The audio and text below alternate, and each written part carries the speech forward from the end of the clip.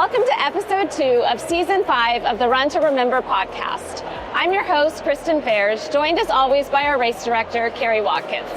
In this week's episode, we are here at the 2026 Memorial Marathon Kickoff Training Run. We've got a great show for you today. Our first guest is a 3-time Olympian and was ranked number 1 in the world in 2014. You'll want to hear what Jenny Simpson has to say. Next, hear all about what to expect for the 2026 Memorial Marathon from our General Manager, Lynne Porter. Keep listening to hear from marathoner and new Memorial Chairman, Chris Fleming. And we'll hear from a few runners who just participated in our training run. The 2026 OKC Memorial Marathon takes place the weekend of April 24th through the 26th. Visit okcmarathon.com and sign up to run, walk, or volunteer. All right, Carrie, this has been a high energy, fun morning. Over 1,000 runners out on the streets of OKC this morning. Beautiful morning. Beautiful. Jenny said she prayed for the winds to die down and that her prayers were answered. So we're bringing her back in April. Back in April. Just to come back in April for the weather prayers. That's right. Listen, 1,000 runners are here. It's incredible. All the training groups are connecting with runners, and they're going to get people plugged in to find some community and connection. Yeah. It's a good day in Oklahoma City. Yeah, we're just under 100 days from the race, so you've got plenty of time to get your training plan, get plugged into a group if you want to. Energy feels good. It feels good. But they all came to meet this one lady. They sure did. So we're going to start off with 3-time Olympian. She was ranked number 1 in the world in 2014, 9-time USA track and field champion, gold and silver medalist at the World Championships, 3rd fastest American of all time in the 1,500 meter and 2nd in the 3,000 meter, just to name a few. Yeah, 4-minute mile. 4-minute mile. That is even eat 4 minutes. That is speedy. I can't run a half mile in 4 minutes. I can't go to the refrigerator in 4 minutes. Listen, I told her we're in Olympic City. So an Olympian has come to Olympic City. That's right. That's right. So we're excited. It is so great to have you here. You're obviously very accomplished in the running world, and just a really inspirational just to get people out and running and training. Jenny was out, did the training run, and circled back and ran back. Kept circling back. Circling back, yeah. What an encourager. Yeah. Oh, thank you. No, I mean, it's the resume is all full of the really special days, right? The Olympic medal, the World Championship, the records.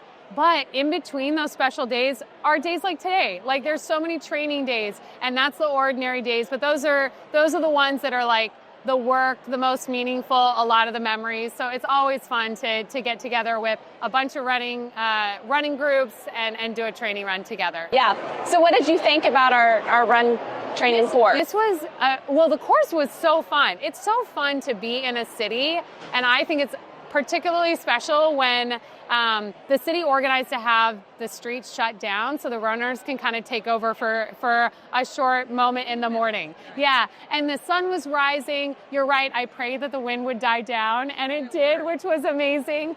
So we just had beautiful weather, and hopefully that's a good foreshadow for the April experience. Yeah, we agree. The one thing about where we are is this was an old warehouse where they made Ford cars in the early days. But it's a great restaurant, a great gathering place. And so they also own Spark, which is in the middle of the park where we have the finish line. And so it was a fun connection, but to see this room packed full of runners on a Saturday morning and just making that connection. How important is that, running with friends? And well, you'll do things for your friends you won't do for yourself. And running is one of those things. I think a lot of times you wake up in the morning and you think, oh, if it's raining or it's cold. This morning, it was chilly this morning. And I saw a lot of people out there that I don't think they would have come on their own, but they came because somebody expected them to be here. Exactly. But I think what's really powerful about this training run and the kickoff training run is kind of 2 things. First of all, if you want to run the half or it's meaningful to you to complete the full marathon, whatever you want to do in April, and you're wondering but how do I even start? Getting to a half marathon or a marathon might seem so far away. This is where you start. If you come to the kickoff training run, then you can meet running groups. You can kind of learn how do you train from point A to point B. And so there's so much just connection and information here. And then once you kind of get plugged in, then this is a little bit of it's exactly that, right? It's a kickoff to the training. You're starting to really kind of imagine what is it going to be like training the next 100 days to get ready for the marathon. And it's inspiring. We got to see the city, we got to see the finish area, and that's just a reminder of all the hard work you're going to put in. It's going to be really worth it. So you've worked through injuries and hard times. What's your tip as we start the training and people are going to have a hiccup here or two? What's the best advice? It's hard, but it's worth it, right? Like there's so many things that we do that's hard, but you get to that finish line and you realize like all of that was worth it. And especially when you do it with people. I was sharing today with the group earlier about how when you have all these beautiful points of light come together, the Run to Remember is about all these beautiful lives coming together and overcoming the darkness together. And so I think the hard work feels so worth it when it's that kind of experience on the celebration marathon to the finish line. That's awesome. Yeah. Jeannie's got some big days ahead, but we hope to get her back in April and for not just her prayers, but for her encouragement in her running. And she's going to go do some news interviews. But and keep the weather prayers up. Yes, I will. And thank you for having me. It really was a privilege to meet your community, see the faces and the people that are behind such an incredible event. Well, it's great to meet your she has an Oklahoma connection. She does. For parents from Stillwater. Yeah, I've been in Stillwater for 2 or 3 weeks. Lots of Oklahoma City lots of training. Yep. All right. Well, good. Thanks so much. Jenny, we're so glad to have you here. Thank you. Okay. All right, Carrie, Jenny's such an inspiration. Oh my gosh. What an encourager. I used to watch her with the runners. She just kept circling back on the course, running with all the people from OKC. That's what our community's That's about. what it's about. Yeah. We're going to switch gears and go to a first-time marathoner. 16-year-old Diego Garcia. Diego, you're a junior in high school. Yes, I am. Yeah. So what made you decide you want to run the marathon? So I've been doing cross country for about 2 years now. I started as a freshman in high school playing soccer, and then my coach just decided to put me in cross country, and it just went on from there. So you're going to run the full thing? Yes. You're going to run 26.2 miles. Have you ever done that? Never. Never. Okay. So today you kicked off your training. How'd it go? Pretty well. It was chilly in the beginning. I just controlled my breathing and focused on trying to keep my body heated, and then once it started, it just took off. Felt amazing. How was it? It was amazing. You saw the sunrise, you ran around Scissortail Park. It's a fun morning. Good people around. The Olympian actually was talking to me mid-run. He was just talking about him. He was pretty good. Yeah. She was. You know what this race is about and why we run it? No. So this is really important. Because you weren't born in 1995, obviously, when the bombing went off, but this is a run to remember the 168 lives that were killed and those who survived and all those who were changed forever. So you, as the next generation now, are carrying that torch to run to remember. And so we thank you for that. And I hope as you run and train, you'll get to know the story a little bit more. Have you gotten plugged in with a training group, or do you have a training plan? Are you winging it? I just do solo training with my cross-country team at Quantum City West. I have a great coach. He did cross-country for SNU. He's a record holder, and he trains me mostly every day.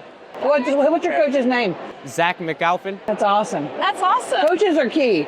Yeah. SNU coach. All right. Yeah. That's awesome. I had a daughter who ran her first full she was a junior in high school also. I think she was 17 at the time she ran it. And so it's super cool to see and you young finished people almost at the top, right? Yes. Yeah. He's going to be fast. He's going to be fast. When Jenny runs 4-minute miles, you'll have to keep up with her. Maybe. We will be cheering you along. Thank you. Kind of hope we can check in with you some over the course of the training. We'll check in back with you, okay? Yeah. And with your coach. We'll come out. Where do you guys train at? Quantum City West. Yeah, we train out there? Yes. So we'll come out and see you and catch you throughout your training. Stay healthy and stay hydrated, and thanks for being with us Follow today. the plan. Good luck. Thank you for this. Thank you, Diego. It is so cool to see the next generation coming because what you realize is our job of education and remembering, and also the job we all have to do to keep this story together. Next up, we're going to talk to Mary Hammer, who's run our race several times, I understand. I have. What's your preferred distance? The full. The full. Oh, wow. I love the full. I love How our many race. times have you run? Here, Yes. I've started in 2001 with the half. It was my first half. And I've probably done a mix of relay, full, half, however you want to do it. At least 15 maybe. Wow, incredible. Maybe, I don't even. And you run other races around the country. I do. And so what makes Oklahoma City special to you? Because it's our hometown race. And I'm not just saying this, I love our race. I love our week. There's just something special about it for me. Of course, you have, all the crowd support, people you know. I don't know, it just feels good. It feels good. In 2026, we'll have April 19th on one Sunday, and the following Sunday we'll have the marathon. So it will be a special 7 days in the city. It will be. And likely we'll have a playoff game in between. Probably Won't so. that be incredible? Yeah. Think about that for Oklahoma City and how far we've come. So you watched the evolution of the race and the city. What does it mean just to run that race and be out there for the 168 seconds of silence? And That's my most favorite part of this race, is that early morning start. The year that we changed it for just a year, I thought, where the half started later, but then we ended up getting to do it together anyway, Oh, yes. Right, yes. which was great. There's something about that quiet.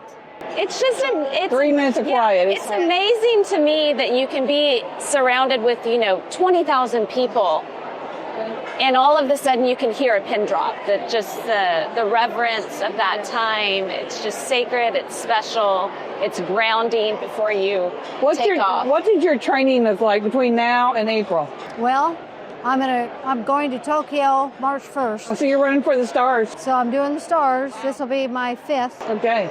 So I'll have You're London. close. I know, I'm getting close. That's incredible. Yeah, I'm excited for it. Tokyo. I'm running Tokyo, and then I'll do Boston 6 weeks later. And then you're going to come back home and run. And then I'll come home and I signed up for our half, but I'm always tempted Saturday to switch to the full. So I may, if I feel good, if everything feels good, I may run it and just have fun with it. And You're obviously a very seasoned runner. You've run a lot of marathons. What's your best running advice? best running advice. It's so hard because I just love it. I love to get out and run. There's nothing, I guess just to have fun and don't put pressure on yourself. That's great advice. It's all about finishing. I had a friend who did Boston a few times, and he regretted not ever getting to finish it one year because it was too hot. He said, my best advice to you is to always finish. So to me, I guess that's good advice. Enjoy the process. Yeah, enjoy that. And I'm probably a better trainer. I love the process of getting ready. I'm better with that than really race day. So do you run with a training group? I do. I help with Red Coyote with their pacing. Okay.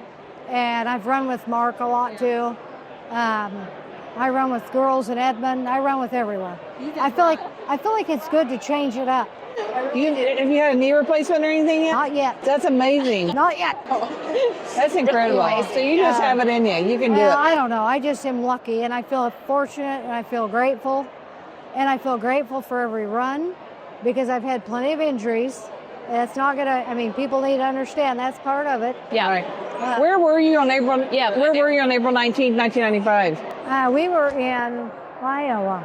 We lived in Iowa. And I had a friend. We were from Broken Arrow. Well, we're not from there, but we lived there. And he would come here to the Capitol a lot. And when I heard about the bombing, I was just like, this isn't good. But didn't realize how far because I wasn't from here, how far that was. But that's where we lived. We had little ones. And then you ended up moving to Oklahoma City. So then we were Broken Arrow. We've moved a lot. Broken Arrow, that's that. Well, thank you so much. I know. We appreciate you. We appreciate you coming back and running and just being a champion for the community. I will be your biggest cheerleader. Well, we'll take it. Yeah. Thanks for running to remember. I love it. Next up, we're going to talk with the Marathon General Manager, Lynne Porter, here to answer all of our questions about what's coming up for the marathon this year. Lynne, 2025 was a big success, so we're coming off of a high. Kind of what do we expect for this year? Yeah, well, the numbers are looking great. We're already way ahead of where we were last time.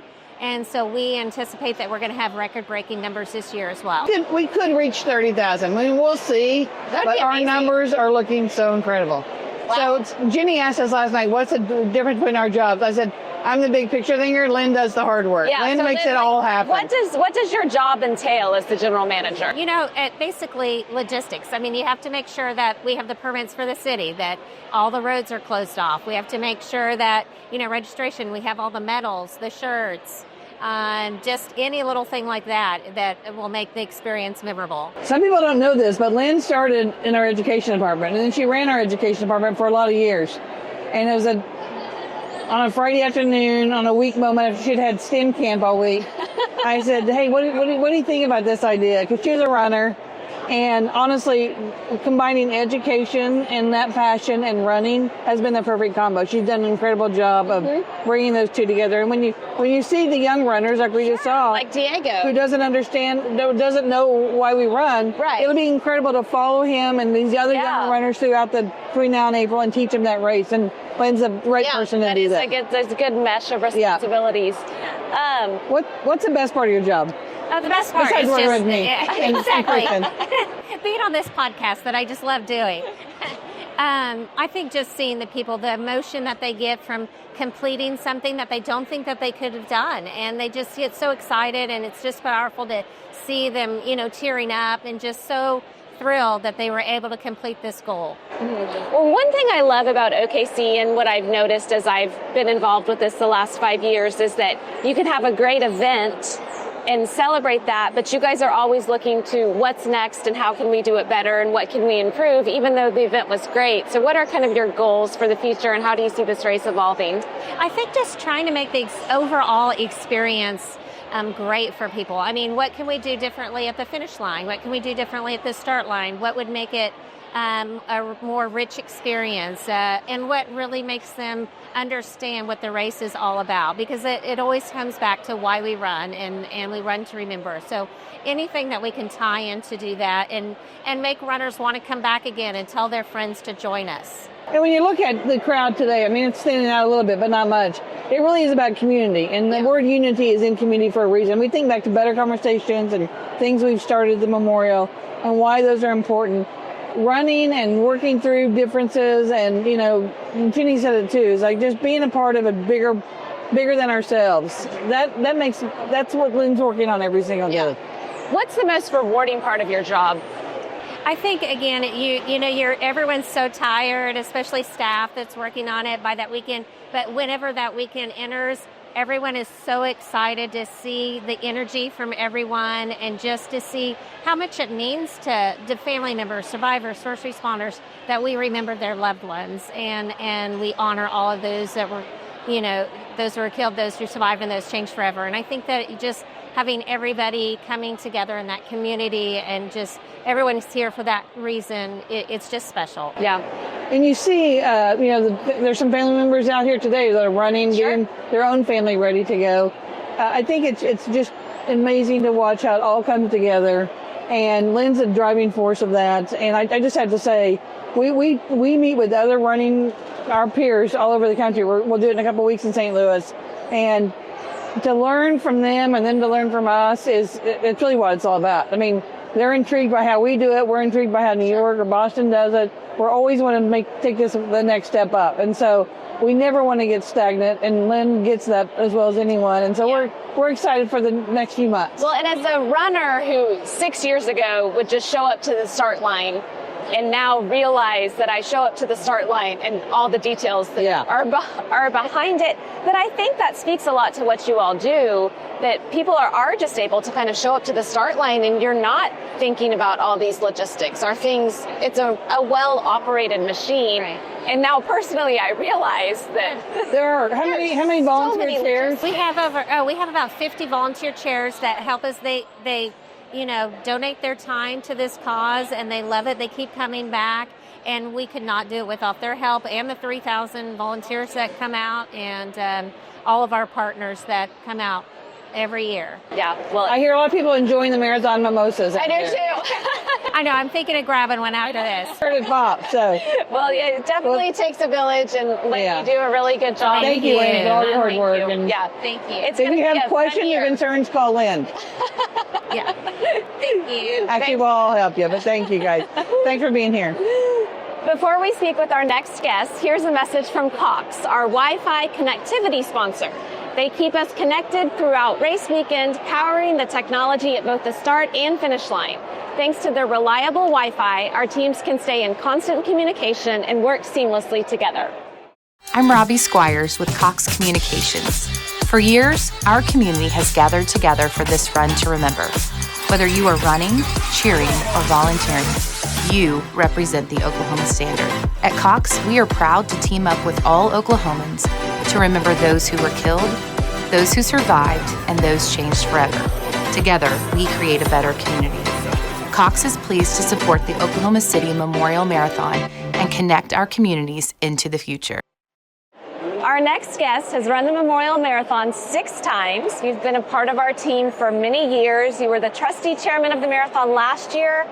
You're now the new chairman of the board of trustees at the Memorial Marathon. Chris Fleming, welcome.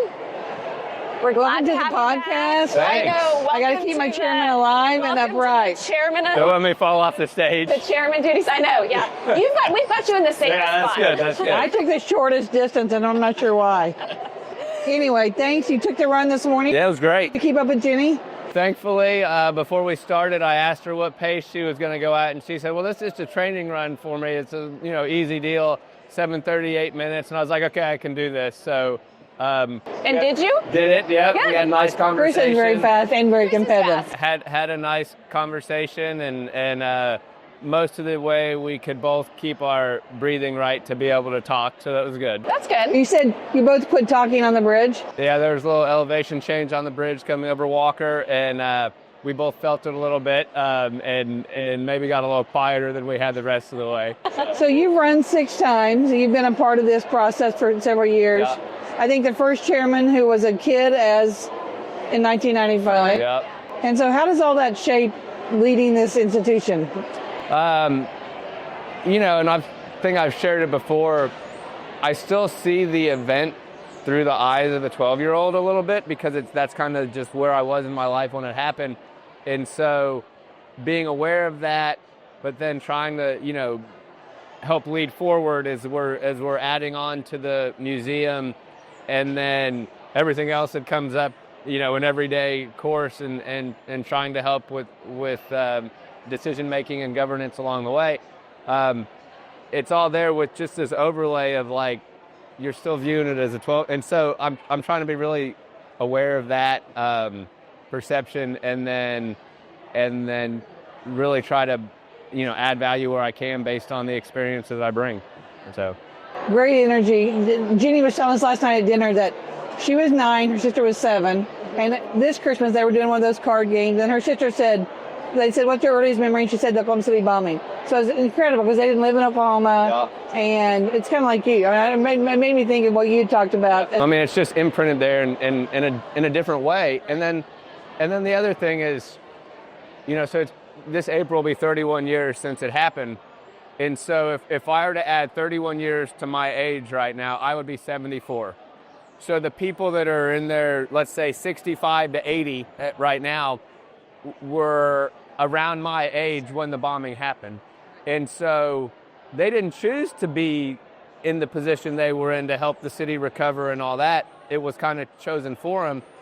And so as I look at, the role that I get to help play over the next couple of years, it was more of a choice for me than it was for them, and they stepped up and did it.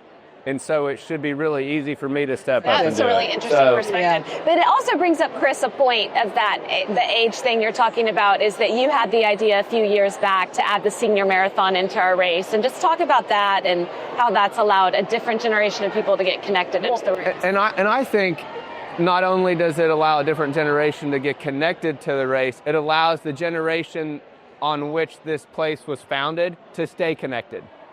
And so it gives that avenue or that venue to do that. And just like I said with the people that are seniors now, we're in the prime of their their civic leadership or of their lives, 35 to 50, and it gives them a way to stay connected. And I'm super excited as the success of that has grown over the years, and looking forward to another great year for the senior marathon as well. And then the work we had to do teaching the next generation. We had a young runner on who doesn't know the story, and so the work we have to keep doing and can't stop as we raise this next generation. And you're raising a couple. 100%. I think that's what it's all about, is not just with the race, but in everything that we do to communicate the lessons learned, to allow people to understand the impact of violence, maybe now more than ever, given where we are in the world. And if we don't teach those lessons, who's going to do it? Right. And so I think that's a big responsibility that I take on personally, and that we take on as an organization, to be sure that the lessons live beyond the people that experience them firsthand, so that we don't have things like this happen again in the future. It really is a balance of all the generations. We say 8 to 80, and it's really true. Yeah. It is so true. It really is true. It's like you're teaching and bringing along people the entire time. And so Diego was one of those examples. Like, we have to keep teaching the story. That's why it's so important. And that's why moving forward with the new edition, all that kind of wraps together. Chris gets it, and he brings a great energy to it. So Chris is it's great. Incredible. Yeah. So are you going to run this year, Chris? Or is your weekend going to be a little too busy? The goal is to run. The goal is to be not only the first chairman to ever had run it, I think that's right, but to be the serving chairman and run it at the same time. So I don't know if we're going to put a tracker on him. I'm not sure how we're going to do it. We'll see how He's going to finish fast if he wants to give away the trophies, too. Oh, yeah. Pressure. No pressure, Chris.